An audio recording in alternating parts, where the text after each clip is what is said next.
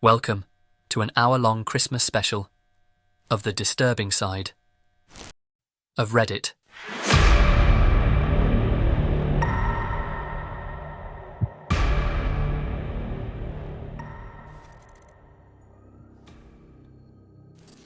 Our first post comes from a throwaway account.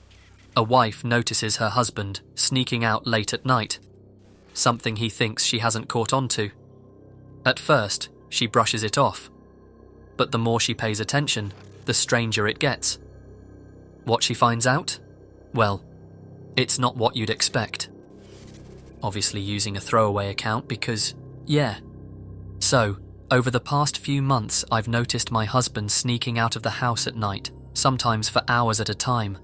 I'm one of those people that fall asleep as soon as their head hits the pillow, so he obviously thinks I'm asleep. But one night I heard the baby crying and noticed he wasn't there. At first I thought he was sneaking out to see another woman, but it turns out it was worse than that. In my opinion anyway. We had our first child in February this year, and he's been a really hands-on father. He's always there to take care of the baby despite having a full-time job when I need a break and all that. I don't know how else to really say what he's doing without it sounding completely insane, because it kind of is. But it turns out, when my husband goes out at night, all he does is go into the yard where the trash cans are, rummages around, and fishes out a dirty diaper from our child, opens it, and just stands there smelling it. It seems to only be the ones that our son has gone number 2 in, because I've seen him toss back ones that presumably only have been peed in and look for a dirtier one, and then he just stands there, taking these deep, contented breaths in of the excrement. For ages. The sad thing is, he looks so damn happy when he's doing it too. I've watched him from the window for weeks now, just standing out there, sniffing with this huge grin on his face, and then rummaging around for another. The real icing on the cake was the other night when he came back to bed, once again thinking I was asleep. He must have got a bit too close to the diaper when he was sniffing our son's business, because when he got into bed with me, I could smell something, and opened my eyes a bit when I finally heard him snoring. It turns out he had a bit of poop on his nose. I felt so disgusted. So, I'm at a loss as to what I should do now. I love my husband, but this freaks the hell out of me. Has this happened to anyone else before? Is it a fetish or something? I'm too scared to confront him, but I know it needs to be done, and any advice would be great because, shit. Unsurprisingly, the comments seem a bit speechless. Wow, that is a really interesting situation. You probably should talk to your husband about it. Well, yeah. Counselling? Hell, this is a first for me, and maybe the internet. Others, on the other hand, don't think too much about it. Seems harmless enough, just very odd. This isn't extremely abnormal. Simply confront him with an open heart or mind. His view of the situation will affect yours. The OP would later post an update on the situation where she confronted her husband about his dirty little secret. Basically, a few nights after I posted my last edit on the previous post, I gathered the courage to confront my husband. In hindsight, it might not have been the best way to do it, but at the time it seemed logical and the least confronting way I could, with still providing proof for me and my husband to see. So that night, I took some pictures with my iPhone and a short video out our bedroom window of my husband outside. It was blurry and hard to see, but enough for him to understand I knew what was going on. I waited for him on our bed with the evidence for a good 45 minutes before he came back upstairs. I expected him to be shocked and ask me what I was doing up, but he instead surprised me. He said something along the lines of, "Oh, did the baby wake you up?" I was just downstairs, eating some leftovers. Kisses me on the cheek. "Good night then," and tucks himself in and rolls over to sleep. I was dumbfounded at how quick he was to lie straight to my face. I guess when he came upstairs, I expected him to not be able to hold back from what he had been doing, or at least be worried about why I was awake, or the fact that I was awake. It made me so mad to see he was so prepared to lie to my face and pretend everything was fine when I had been concerned and upset for weeks that I exploded. I marched around the bed and shoved the evidence in his face, yelling at him and asking what the hell he had been doing for all this time and why. I demanded answers. The next few hours went by in a blur of yelling and arguing. His argument basically was that I didn't, couldn't, and would never understand why he did it, so why should he even bother telling me? My issue was the fact that I was trying really hard to be understanding of his nightly trash can visits, but instead, I just got lied to by the one person in the world who is supposed to be honest to me. A lot more yelling, and I'm bawling at this stage, and ask between sobs if it's some sort of sexual arousal thing for him. And he surprises me once more by going completely silent and just looks down at his feet. I explode once more, asking him how on earth he can find this exciting in any way, to which he got angrier than I've ever seen him in my life, yelled at me, "See? This is exactly why I can't ever tell you," and walked out our front door and drove off. He's been staying at his brother's house since and hasn't been to see our son. Frankly, if he's getting off on this in any way, I don't want him here. I thought I'd give us a few days to cool down before calling him, but he called the next day and said we needed to talk about getting a divorce. We tried to both have a calm conversation. I said to him, please let's try and sort something out, counselling, anything. And all he said in reply was, can I see my son though? I told him that, honestly, I didn't think it was a good idea at this time, considering the circumstances. He said, okay, and told me he'd be getting a lawyer, and I probably should too. So right now, we're doing it as civilly as we can through the legal system, but I doubt that he has anything against me, considering I have evidence of sorts. My mother has come to stay with me in the family home to help out with the baby, and I haven't had the courage to tell her what our divorce is over. I'm just too ashamed. All I've said is, it's bad, and I tried giving him the option to counselling which he rejected, and that's that. I don't know what will happen from here, but I thought at least you guys should know the essence of it. Thanks again for all the support and understanding. I hope you don't judge me for the way I approached it. I know I could have done better, but what's done is done, and I need to just put my heartbreak aside and try moving forward for the sake of my son, because he is, and always will be, the priority in my life.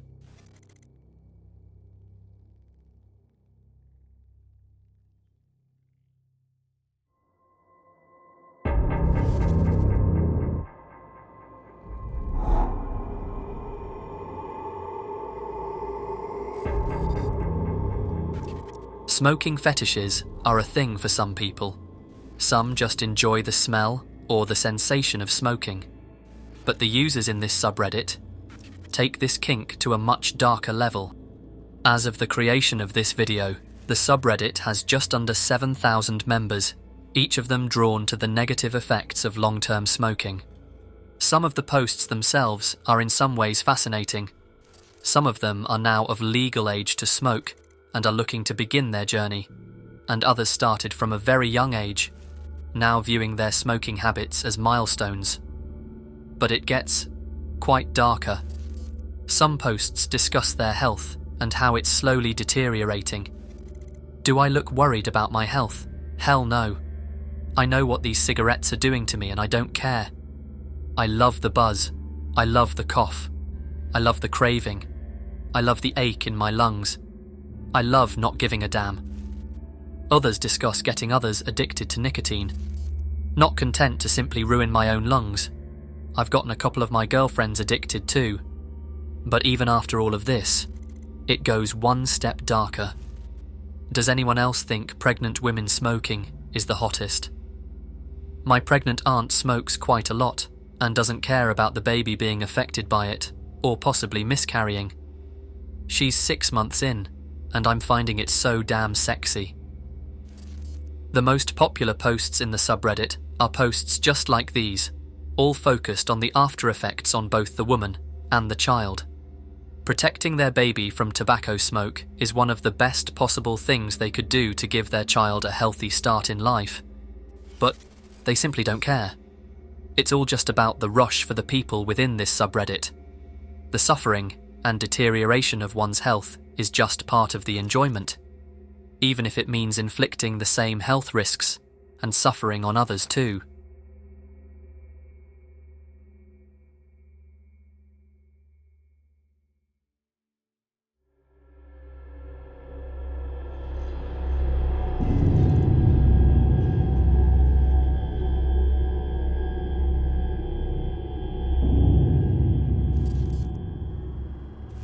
In the Ask Reddit subreddit, one user asked, "What is the scariest situation you've been in and thought, I'm not getting out of this alive?" One comment from a now deleted account tells the story about how he and one other person met Bickford, an encounter they'd never forget. I've posted this before, but it's by far the scariest thing that has ever happened to me. This post is very long, but I couldn't tell the whole story very well without it being this long. When I was a missionary in Brazil, my companion and I were approached by a seemingly homeless man who greeted us in almost perfect English. Turns out he was an American who'd been living in Brazil for about 30 years. His name was Bickford. He had to have been in his late 50s to 60s. It was hard to tell because of his big beard and very unkempt appearance. He feigns interest in what we were peddling and asks for a copy of the Book of Mormon, but is clearly more excited to be speaking English with two Americans. We meet up with him a few times to discuss religion, but he would always meet us at the side of the road or some other public but still secluded place. We had to give weekly reports to the ecclesiastical leader for the local unit about who we were meeting and teaching. After meeting Bickford a few times, we bring him up in our weekly meeting. The bishop and the other leaders instantly know who we're talking about and caution us to stay away from this guy. Apparently, he's a bit unstable and once or twice a year will start bothering the missionaries. My companion and I can't believe that the bishop is referring to the same person, and we continue meeting with him. I don't know how to adequately describe the creepiness of this guy. Between his dishevelled appearance, flat out lying to us, and other small signs, he had a certain sinister vibe. But with nothing concrete to put our finger on, we continued to speak to him. Occasionally, he would run into us right outside of the house we lived in. One night, after talking about his house in the jungle and how nice and wonderful it was out there, he agrees to have us meet him at the side of the road in front of his house so he can guide us down the path to his house. The time arrives and we are waiting patiently by the side of the road, but Bickford is very late. Just as we are about to leave, he arrives and takes us down the path into the jungle. When we finally arrived at his house, my companion and I played it cool, but we couldn't believe what we were seeing. He had led us to a small clearing where there was a wooden cabin that had half collapsed on itself. He said welcome home and led us inside. There was no electricity, no running water, no utilities whatsoever. We walked in the front door frame, no door, and saw that all furniture in the house had been destroyed. Literally, someone had concentrated a large amount of effort and time to achieve this level of destruction. Chairs were unrecognizable, and there was trash everywhere. He begins showing us the main room inside the front door. That's when I noticed them. Notes. In chalk. On every square inch of the wooden walls, up the walls, on the ceiling, in a tiny frenzied scrawl. When I trained my light on the notes and started to read them, it got real. Most of the notes were variations on, "Jesus will forgive me, but I have to stop." I did it again. These with a month and date written next to them, and the pièce de résistance, the names of several children, with their ages, and graphic, inappropriate details about them. We tried so hard to not mention the notes. We tried so hard to ask him small talk questions about the rotting food on the stove, or the 100 or so rats he kept in his basement. Anything but mentioning the notes. I can't speak for my companion, but I was freaking the hell out. From glances at each other, I could see that he was at DEFCON 1 as well, and we decided to get the hell out of there. We made some excuse as it was getting late, that we needed to get home, and he reluctantly offered to show us the way back, on the condition that we would come visit again. As we get out of the house, he suddenly remembers that he knows a shortcut, and tells us to follow him. The direction he's trying to lead us is clearly not the way back to the road. It only led deeper into the jungle. We politely decline, and luckily, we were able to follow the trail that we had originally made through the underbrush. When we got back onto the road and realized we were safe, we looked at each other as if to say, did that really happen? Once we started talking about what we just saw, I was so terrified that I physically could not speak. Nothing like that had ever happened to me, nor since. I absolutely could not make a sound, I was so scared. My companion called our leaders, who called their leaders, and we ended up moving about a week later, but not before making an entry in our area book, the book that stays in the area, listing who had been talked to and who to contact in the area, warning all other missionaries to stay away from this guy. I realise the entire ordeal sounds completely cliché. Everything about Bickford did. That's why, after our second conversation with him, I started recording every time we would meet with my digital camera. I would set it on audio record mode and stick it in my pocket.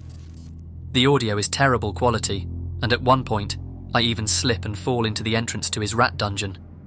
But it is entirely 100% real. The audio recording itself is over an hour long. I've briefly gone through the recording, capturing some of the most interesting parts. Let's take a listen.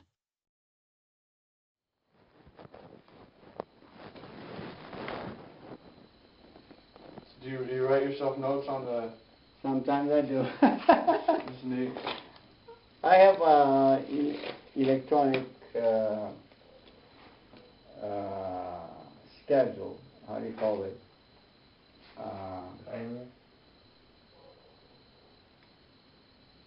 Electronic agent.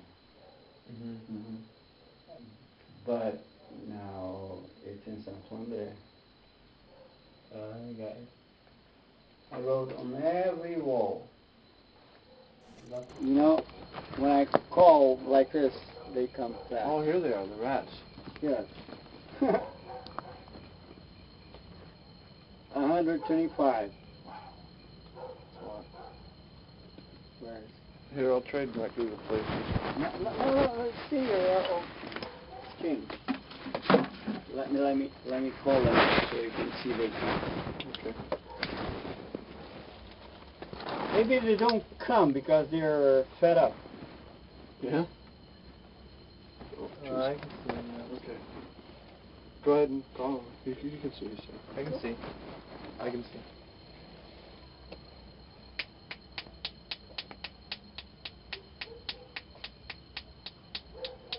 Save this in case there's a... Huh? See, they think it's food. Yeah. You can catch him and say hello. This is a female. Do you not put the collars on all of them, or? No, not in the old ones. Hmm. These are the first. Wow. These I even leave the tails on. Normally you clip them off. Yes. How come? Because they turn around. I have a little scissor, a pair of scissors. Huh. Interesting. But I do it very carefully, not to hurt it. Of course, yeah. Yeah. Well, we better get back to our house at night here. Okay. But it was nice to come out here to see where you live and everything. Let me return that little rat to his house. Alright. Well, can you lead us back out? Yes, of course. But there's a shorter way to out. No, we can go out the same way that we came in. Same way is fine. Think so? Mm-hmm. Yep. Simple close.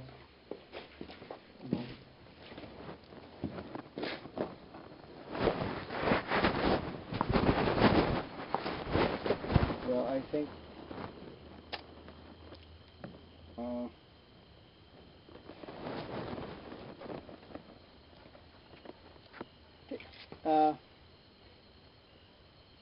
please come this way. All this way to the gate is so wet. You're going to... It's okay, no. I'd actually prefer to go that way, because that way wasn't so bad. Oh. I know. Well, there's a short... You know, Remember that street I told you? Mm-hmm. The street is closer here from this way. Let's go. We can pass by the same place we were 2 minutes ago. But Oh, we can go back just the same way. That way we can learn it better for the next Yeah, time. that way we can learn it better for the next time. all right.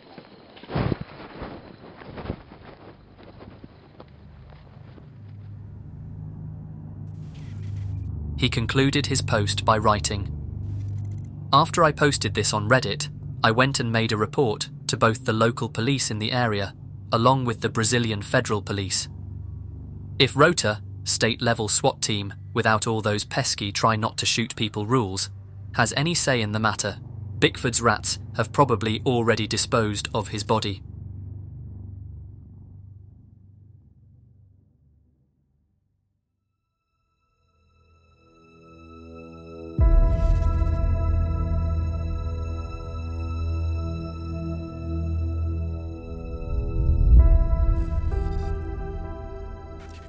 Sometimes, a subreddit can be quite the opposite of disturbing. They can be communities for people to come together and form a safe space for one another. That's what Ask Gay Bros is, where gay men come together for various topics, advice, and everything in between. Here, we meet Clueless Jack, a 15-year-old who made the brave decision of coming out to his parents, but it unfortunately didn't go so well. "I made the biggest mistake of my life by coming out to my parents, and got kicked out of the house, clueless now. I'm 15, and I honestly don't know why I even told my parents I'm gay, even though I live in one of the most homophobic countries in the world. I was literally kicked out the house, and my family threatened to attack me if I ever go back home. Now, I'm at a friend's place. I told him and his family that my parents are on vacation and I'd have to crash at their place for a few days. I can't stay at my friend's place forever. I honestly don't know what to do. I just want this all to end. My country has no resources for LGBTQ+ folks. I'm still in high school, underage to work, so I am not allowed to work anywhere. I honestly have no clue what to do. No friends I can talk to about this. I can't go to my relatives either, because my parents must have told them about me being gay. I can't believe one mistake has caused this. I am so done." Through the comments, we learn that Clueless Jack is from Saudi Arabia, where people within the LGBT community face repression and discrimination. The government of Saudi Arabia provide no legal protection for LGBT rights, with both male and female same-sex activity being illegal within the country. One selfless user, Viator in Love with Russ, immediately came to Jack's support, providing him with some options. "I'm an American who used to live in Saudi Arabia and was closeted while I lived there. I can connect you with a few people who might be able to help get you out of KSA. But of course, a large part of that would depend upon your nationality and getting a passport, etc. I know you're hurt and upset and in shock. You have been betrayed by the people who should love and accept you. I know you feel like ending it all. Those feelings are natural, but they're not permanent. If you decide you're ready to leave KSA, I would gladly sponsor you, and you may live with me here in the US.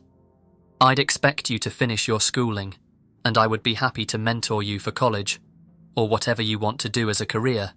Feel free to PM me. You have options. There are many here that will support you with a few dollars, friendship, and good counsel. Hang in there."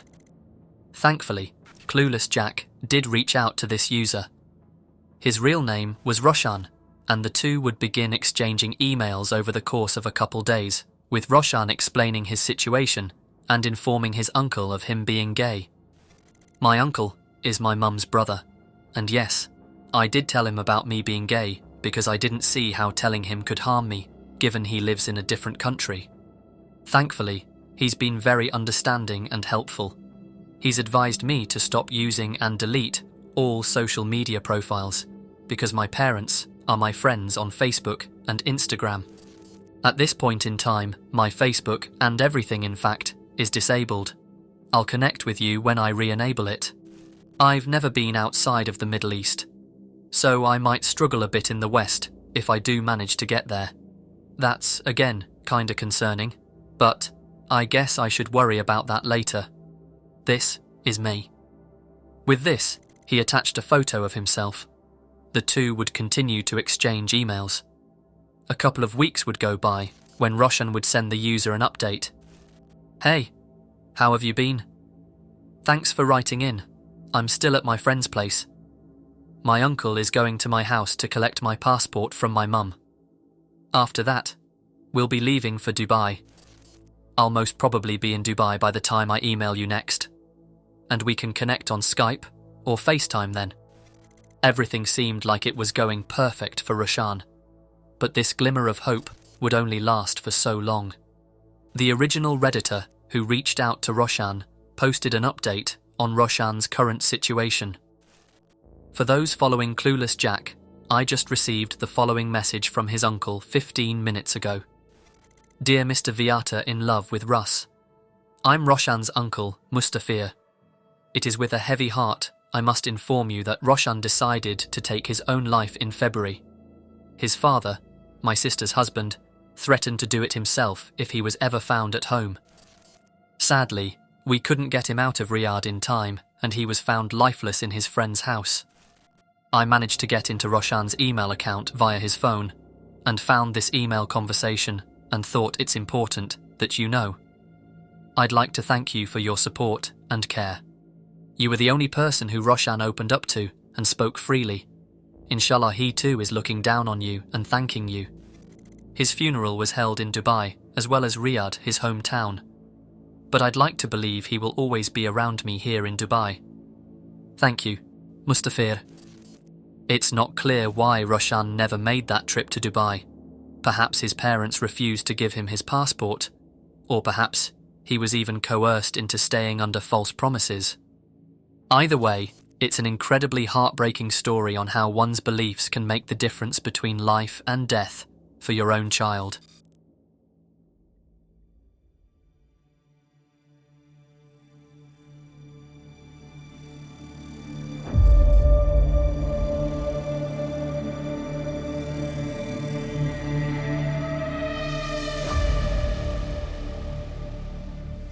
The GangStalking subreddit has gained a bit of a reputation throughout the years. The subreddit focuses upon presenting information about predatory gang stalking, which is the idea that those affected believe they're being followed or stalked by a large number of people. The subreddit itself has sort of been raided by a few people who either just don't believe in any of it at all or who just post memes and call the members of the subreddit crazy. But the reality of those within the subreddit goes much darker. Some of the posts within this subreddit are just downright creepy, with some users going to extreme levels in believing they truly are being stalked and harassed by a group of people. The unfortunate reality for these people, though, is that most, if not all of them, are just simply experiencing some form of psychotic delusion. But what makes it worse is that this subreddit essentially reinforces this behaviour, enabling one another to believing things that aren't even there. I wanted to read some of the posts created by some users, but for the sake of their privacy, I won't be sharing their usernames. I don't exactly know where to post this, or where to begin. Everything that I've been doing lately has gone to hell, my entire life.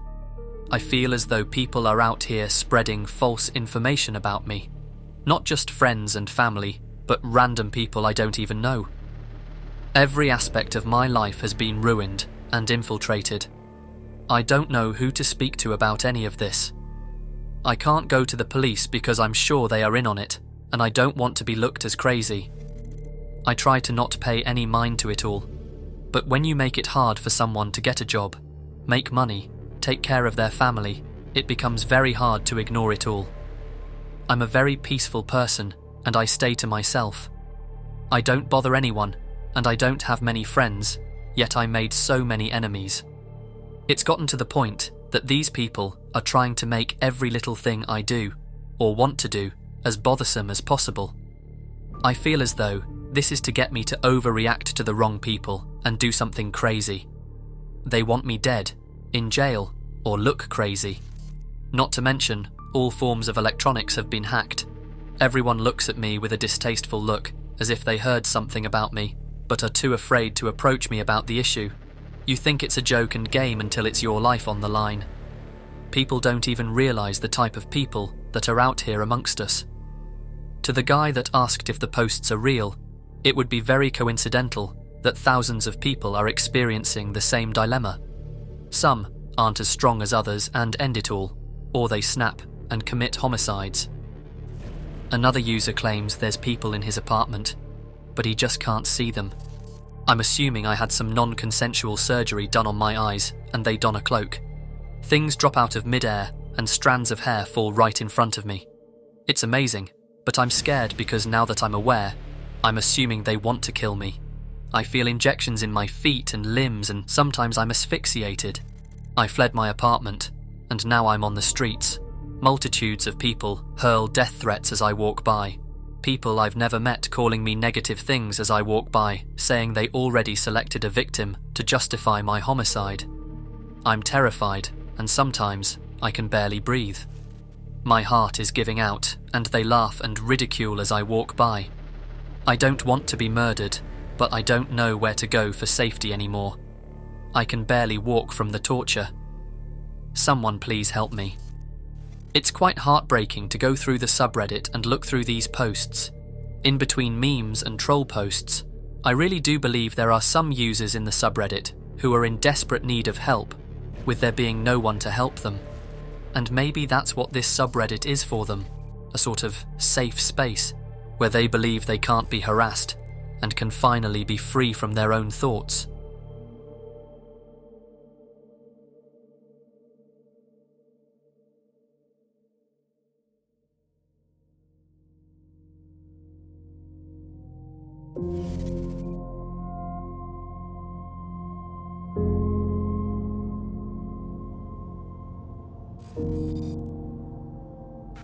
Imagine waking up one day to discover that everything you believed about yourself was a lie. This is the basis of our next post, in which one user within the Ask Reddit subreddit asked, "Throwaway time. What's your secret that could literally ruin your life if it came out?"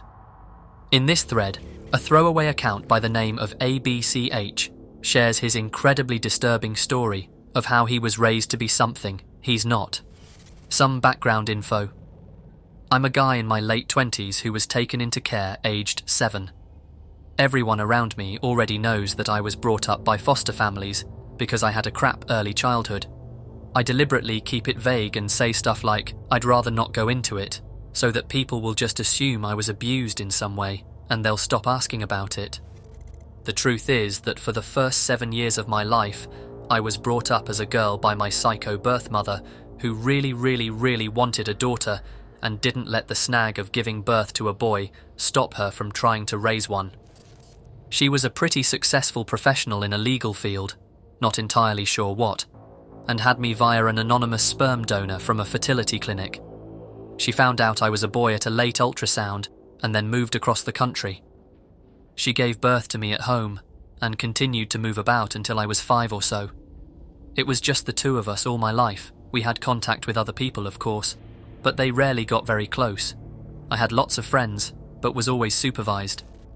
I found out way after that my mother's strong puritanical Christianity was a lie. She used to explain why she was so strict about me being private and never letting anyone see me get changed or anything. I just accepted all of this as fact, having never been told anything different. I was sent to a religious school for girls and had a really great childhood. I was a bit of a tomboy and played with Lego and toy animals rather than dolls and stuff, but that's not unusual and no one ever questioned I was a girl, even me.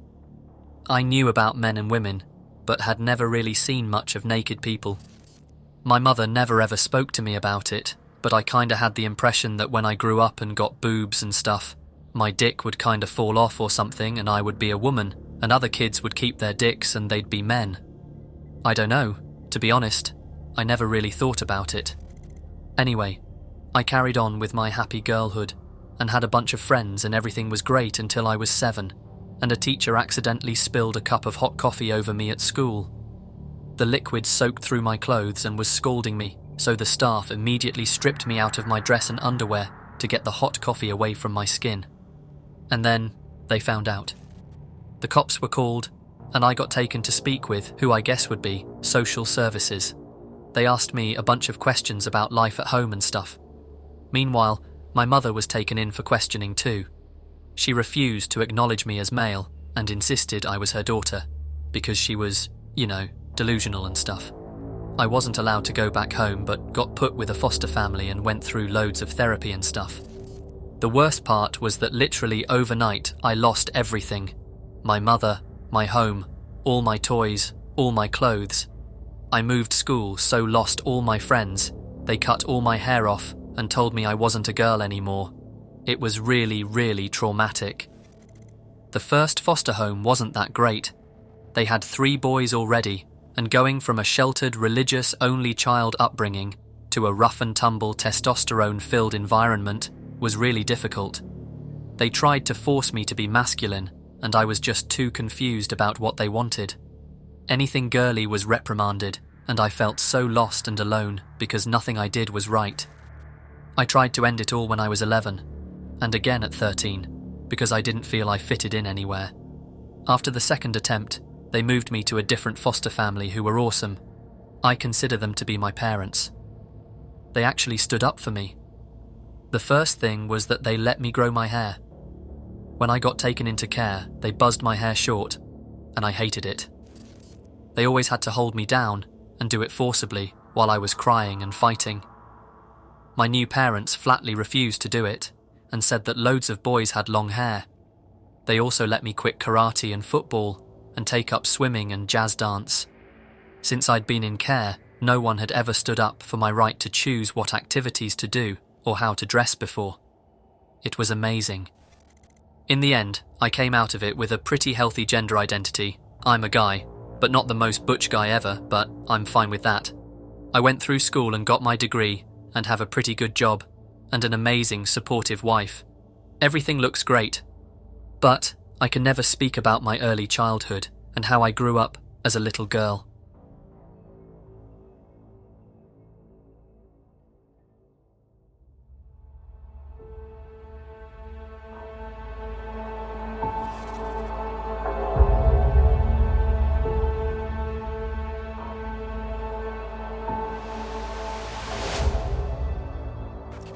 Our next post comes from the entitled Parents subreddit.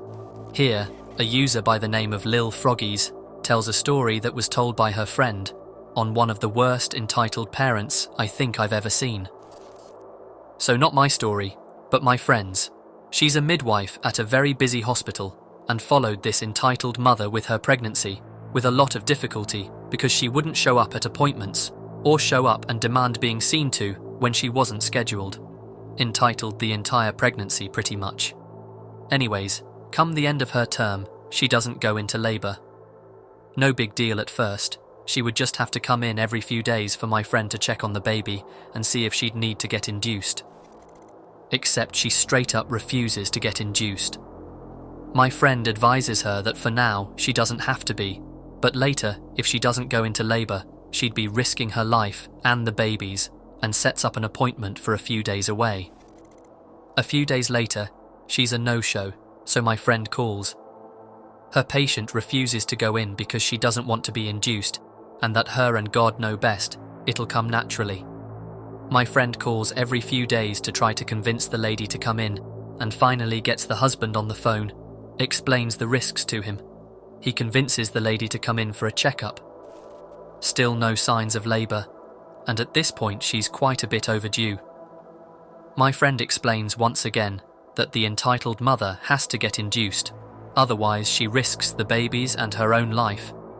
But the entitled mother says the same thing. God and her know best.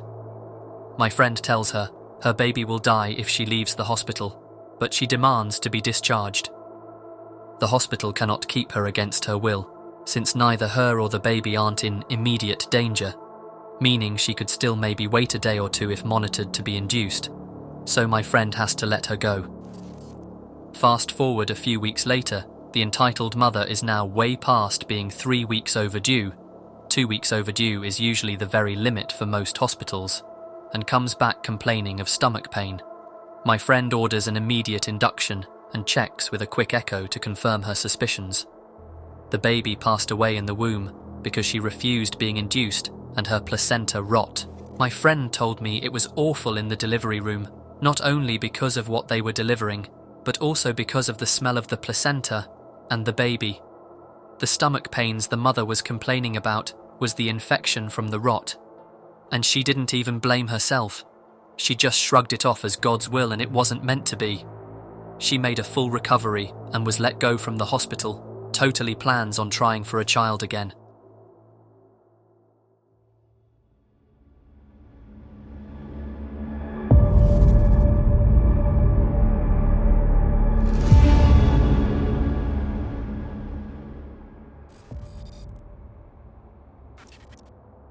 This next post comes from the Relationship Advice subreddit, where the user smallbean197 confesses something disturbing. I found out my partner has been putting slugs in my food. I don't know how to forgive him. I'm a 22-year-old female and have been with my partner, 24, for 4 years now. I've never known him to do anything like this, but I noticed he started acting a little strange around a month, maybe a month and a half ago. He started putting fruit on the floor in the garden. I thought it was a bit weird, but he said he was feeding the mice family that have nested in our shed. I thought it was sweet and helped him do so. Anyways, he started being really nice to me around 2 weeks ago and was making me food, baking me cakes and stuff, which he never usually cooks ever, so I was so happy he found a hobby. I did notice sometimes I felt sick and dizzy after eating and I just put it down to lack of sleep or hormones. Anyways, a friend of my partner's came into my work today, I work in a cafe, and said he needed to speak to me when I was free. He told me that my partner has been collecting slugs from the garden on fruit he has been putting out there and putting them in my food, blending them up. He even sent this friend of his pictures of a bag of slugs he had collected and the picture of blended slugs. I feel really sick to my stomach. I don't understand why he would do this. This is so out of character of him.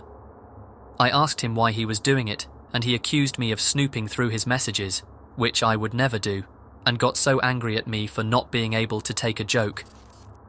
I feel disgusting. I love him to pieces, but I just don't understand his way of thinking just now. Am I overreacting? I don't know what to do. I feel lost. Of course, the comments were only just sympathetic. People die from eating slugs. He is deliberately poisoning you. Honestly, you need to talk to the cops. I would very seriously consider pressing charges. At the absolute very least, you need to never be alone with this guy again. What the actual hell? The OP was active in the comments, writing, "Everyone, I've just found a jar under the sink with about 4 slugs in. I didn't touch it with my hands for DNA evidence if it gets taken that far. I've taken a photo and posted on my profile. I didn't know how to post here." And sure enough, she did post an image of the slugs in the jar. She would later post an update on her situation in a separate post. I went to urgent care last night in the early hours of morning and waited, and was finally seen around 6 a.m.-ish. I had some tests, and I have a high level of metaldehyde in my blood. I was kept in for monitoring, and I have some ulcers in my stomach. I was aware of this anyways as I was hospitalised about 2 months ago for a burst ulcer. Originally thought it was stress, but they now said it could be because of the poisoning. I could have an infection of some kind as my temperature is high, but they haven't found anything that could be causing that yet. They've checked my heart, and it's fine. I'm due to have heart surgery this year though, but they're delaying it due to ulcers and infections and the fact I keep getting sick, which is okay. I have an appointment to see my cardiologist on the 20th of April. I contacted the police and wrote a statement and was asked some questions. My ex refused to say anything to the police or to me. However, he did say he would speak to his friend and only him. He then spoke to me. I wasn't alone. I was with a friend and his friend too.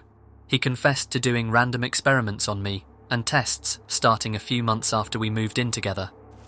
It started with spitting on my toast, and then the week later, He replaced my propranolol, beta blockers, with salt, emptied capsules. I want to add, he was my medication holder as I have a history of bad mental health, so he handled my meds and gave them to me, and that's when he thought it would be funny. He also admitted to these things, swapping my Linda McCartney vegetarian sausages with real meat. I have IBS and struggled to digest meat, so became a vegetarian. He also replaced my corn nuggets with his real ones. One of my pet giant African land snails went missing in summer, and I assumed it escaped as I left the lid open on their box. But he said it had died, so he scraped it out and put it in my curry. I vaguely remember the day he did this, as he laughed whenever I went to eat the curry, and I got really paranoid, so I put the curry in the kitchen and stormed off. He then brought it upstairs and told me to taste. I did, and I realised he added loads of chili, and he said he was laughing because he put chili powder in and too much came out. Now, I think he must have put the chili in to cover the fact he put my snail in there. He also said he rubbed my toothbrush on the toilet, but then washed it as he thought that was too far. I feel like this is all a dream. It just seems too dramatic to feel real. I'm unsure what's happening on the legal front. He says he didn't know why he did this, and that he does love me truly, and that he felt compelled to do it. Which I understand, as I suffer from OCD and get compulsions and impulsions, and that he really loves taking care of me, and he feels it's his purpose, and he didn't mean to cause serious harm. He promises he never did any of this to our animals. I think he could just be stressed, as I have mental health issues that could have caused something in him to break from too much stress. I'm really sad, and sorry for those who I caused concern. Why are you still making excuses for him? One comment wrote. It doesn't matter what he says he was thinking or why he did it. It only matters that he does. Please distance yourself from him. A restraining order seems necessary. He's extremely dangerous to you and the world. She would later go on to post another update, this time in the advice subreddit, writing, I'm struggling to eat. Fear of food, no appetite. I recently left a weird relationship where my partner was contaminating my food, etc. Anyways, ever since I've struggled to eat. I moved into a ground floor flat, and sometimes I'll find slugs around the house. I'm terrified of them. I keep throwing food away because I don't know what the slugs have gone on. I'm scared of getting sick. I can't cope or breathe right now. I've tried everything to stop slugs getting in, copper tape, salt, non-toxic pellets, but they still somehow find their way into my flat. I feel like nature is tormenting me. Any advice, please? I've tried speaking to my doctor, but they won't really listen, and the doctor I see said it was a good thing as I was overweight anyways. I was just discharged from the mental health team I was currently on. It's clear that the ex's actions have taken a negative toll on the OP, but she thankfully did write a final update post. Hello everyone, sorry for those who I didn't get to message back. My messages have been so full. I am alive, but have been sick with coronavirus. Thank you to those who reached out to me. You all made me feel less alone. Hope everyone is well. Based on her account history, she seems alive and well. There's no information to suggest any legal action was taken against her ex, but I'm glad she's been able to move on from such a traumatic experience.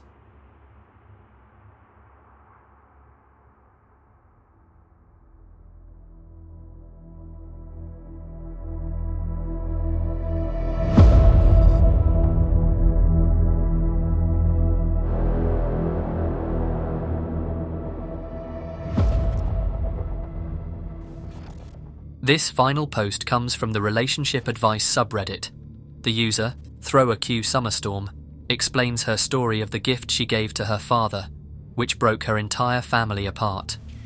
This is going to be very long, sorry about that. My parents were high school sweethearts. They started dating when they were both 16. They dated for 4 years, and then my mum got pregnant with my oldest sister. Then my dad did the right thing. He dropped out of college. He was on the path to medical school. It was his dream to become a doctor. Married my mum and started working at a desk job at my grandpa's company. My parents later had 3 other kids, my older sisters, and me. My childhood was pretty normal. Dad worked, Mum stayed at home taking care of me and my sisters, Dad was always very present in our lives. Me and my sisters were always Daddy's girls. We were very attached to him. I was particularly close to him. We had a really deep bond. When I was 13, I was diagnosed with leukemia, and he never left my side. He held my hand during chemo sessions during the whole time. He consoled me when I had my first heartbreak and assured me that everything would be all right. He taught me how to drive. He walked me down the aisle 3 years ago when I married my husband and told me that was one of the happiest days of his life. I was always his favourite as well. My parents were happy. I never saw them fighting or anything like that. My dad took my mum on date nights at least twice a week. He spoiled her a lot, and they seem really in love. My parents were the perfect couple. Everyone saw them as something flawless, an example of true love. My mum was my dad's only one, and dad was mum's only one. It was something that he was very proud of. It was really special for him. I felt really bad when I lost my virginity to my ex-boyfriend and realised that I couldn't ever have the same thing as my parents. My dad's mum died during birth, and Grandpa raised him as a single parent. He never remarried or dated anyone after her death as far as I know. Grandpa refused to talk about Grandma. It was very painful for him. He never met anyone from Grandma's side of the family, and Grandpa didn't talk much about her. In June, I bought a 23andMe kit for me and Dad. I thought that would be cool to see if he had any relatives on Grandma's side, and we did the tests together. We did the tests. I found out that I had 2 half-brothers, and that we shared the same father. We were honestly confused. Dad and I didn't understand that. We thought that this was a mistake. When we told Mum about this, she froze. She started crying. We pressured her a bit more, and that's when she confessed about her 11-year-old affair with one of my dad's friends. He was our neighbour at a certain point of our lives, and he was in the same class as Dad and Mum. I remember seeing him around when I was a kid. He was a close friend of the family. Dad was in denial. He thought that it was a mistake. Me and my sisters ended up doing the test at a hospital. 3 days later, the results arrived. No one matched with Dad. He wasn't our father. For the first time in 30 years of my life, I saw my dad cry. Not a normal cry, sobbing, like a kid. We tried to talk to him. He got up, grabbed his keys and left. We tried to call like 100 times and he didn't answer. My mum was having a panic attack, so my oldest sister took her to the hospital. We didn't hear from Dad for 3 whole days. We searched for him everywhere. Eventually, my grandpa found him at the family fishing cabin. He had hanged himself. He didn't leave any notes or anything like that. In 9 days, I discovered that my mum had an 11-year affair, that my dad wasn't my biological father, and that he took his own life. It broke me. His funeral was another mess. My dad's side of the family got into a fight with my mum's side of the family. My grandpa and uncles ended up kicking my mum out of the funeral. It was a disaster, the first time I saw my grandpa crying as well. It was something I wish I hadn't seen. He entered a really deep depression after that. He barely speaks anymore. After the funeral, neither I or my sisters could look at Mum anymore. We just couldn't. I can't look my sisters in the eye as well, and I blame myself every day for suggesting that effing stupid test. Thanksgiving this year was the first time we didn't celebrate as a family in 33 effing years. I can't look at my mother anymore. She spends her days staring at a wall. Her side of the family is pressuring me and my sisters to re-establish contact, but I just can't. My sisters are also not speaking to her since the funeral. I found out that I'm pregnant last week. My husband and I have been trying for the last 2 years, and I'm not even happy. I feel hopeless. I feel broken. Sometimes I start to think about Dad, and my heart feels like it's going to explode. I just miss him so much. Has anyone been in a similar situation? How do I survive this effing guilt? How the hell do I move past this?